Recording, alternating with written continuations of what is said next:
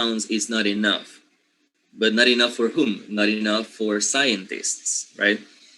So in order for them to record or keep a good record of what they are listening or what they are hearing, they need some graphic representation of what they are hearing. So in this case, we call that graphic representation, we call it phonetic transcription. Phonetic transcription is simply giving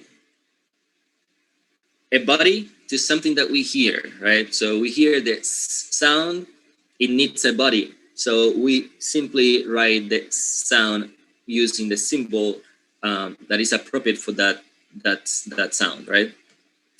So obviously, also there are different types of transcription. However, scientists try to agree upon one, which is the International Phonetic Alphabet. However, you can still get some written types of phonetic alphabet. It's really hard to understand those symbols if you have never seen them before. But obviously, the most let's say agreed upon is the IPA. Okay, so look at this. In the world, there are many languages. Obviously, every language has their own phonetic system. So as you can see on the right, you see the English vowels. Okay, English has 11 vowels, but if you take into account the 4 types of schwa, then there are 14 vowels. Okay. In the case of the IPA vowels, these are all the IPA vowels that have been recorded around the world. As you can see, look at this. This, just for you to know, it's not important in this course that much, but just for you to know, when you see this like in and out, it means all the vowels that are out are spread, and then all the vowels that are inside are round, which means that this one here is E, but this one here is a round E. So it is E, okay? Your mouth is round. At the same time, you're pronouncing a spread vowel, which is really, really hard to do. Same happens here. This is a closed vowel, like a round vowel, like U, but this is an U that is spread at the same time. So it's really, really hard to pronounce. Like U is really hard. Okay. So as you can see, there are many vowels that are not even part of English at all, or even Spanish. Okay. In fact, in total, there are around 100 different sounds in the IPA chart. Okay. These are all the possible IPA diphthongs in the world.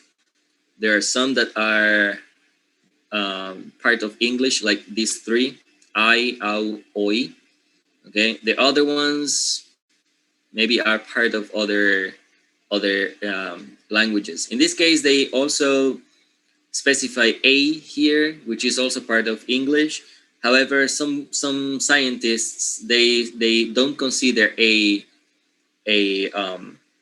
diphthong, because the jump from A to E is so small that it doesn't even look like a diphthong, as opposed to I, which is I, okay, all the way from the lowest part to the highest part, just like au also, and then oi comes all the way from the back to the front.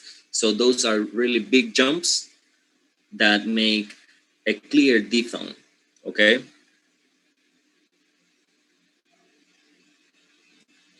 Okay, look at this.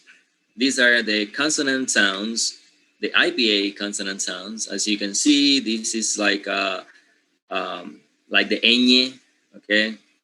Like the ñ right here in Spanish. There are some sounds in Spanish like This is like the jota, but the jota made um, by the what do you call it? The Mexicans, for example. I don't know if you have heard Mexicans speaking. They make a different jota. They don't say jota. They don't say, for example, like oh my god, jugar. They don't say jugar. They usually say something like ju. Okay, like the Spanish from Spain, jugar. So it's more like there's a friction in the uvula that we don't have in our Panamanian dialect. Okay, so there are some important symbols here that are not even familiar uh, with our previous course, phonetics course, because they're not part of phonetics. However, this one is the English consonant sound IPA chart. Okay, so as you can see, well, there are some subdivisions. Okay, so places of articulation, manner of articulation, and voicing, right? So all the voiced sounds are, in dark background, and then the other one like shaded, and then the voiceless are not.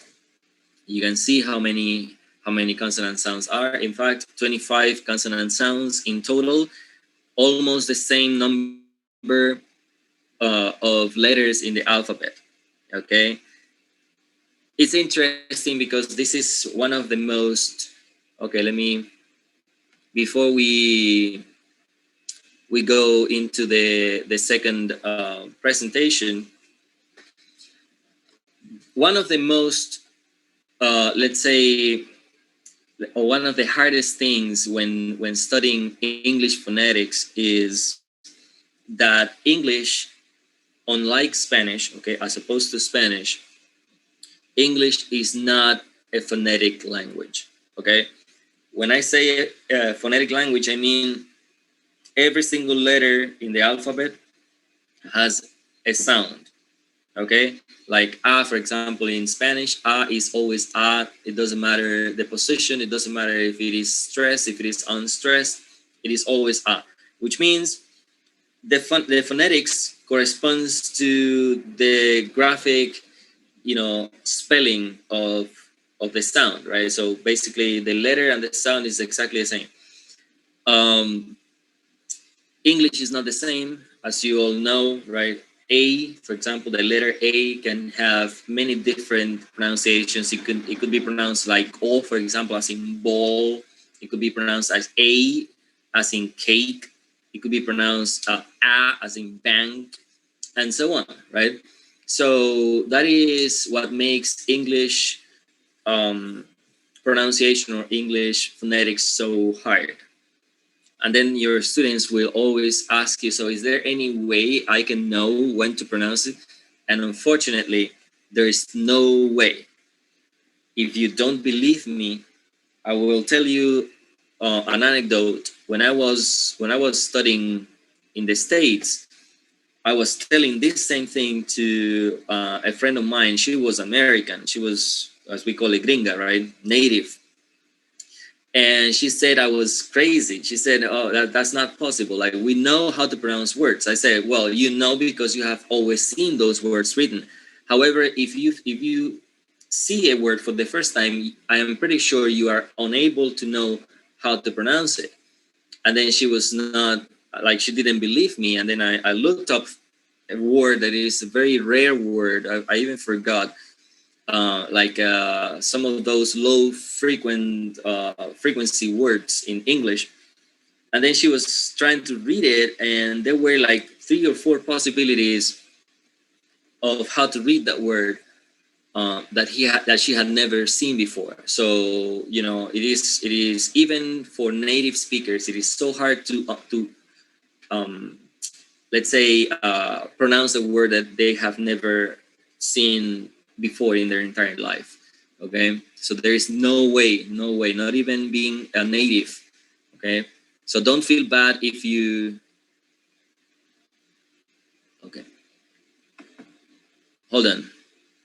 So don't feel bad if you don't know how to read a word.